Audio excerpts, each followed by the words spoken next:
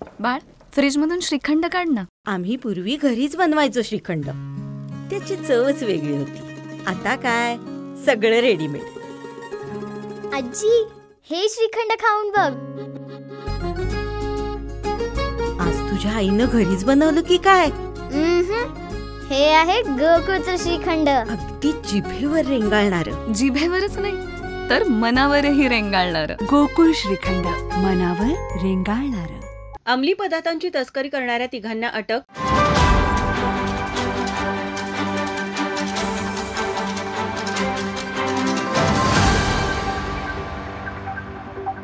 गांजा या अंमली पदार्थांची तसेच नशेच्या इंजेक्शनाची तस्करी करणाऱ्या तिघांना स्थानिक गुन्हे शाखेने अटक केली आहे.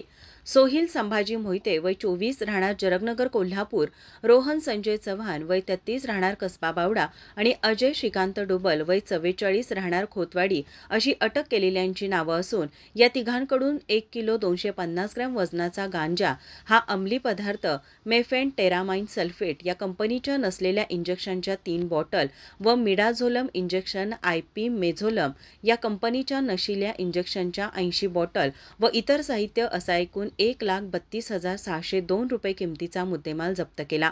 पुढील तपास शाहूपुरी पोलीस करत आहेत.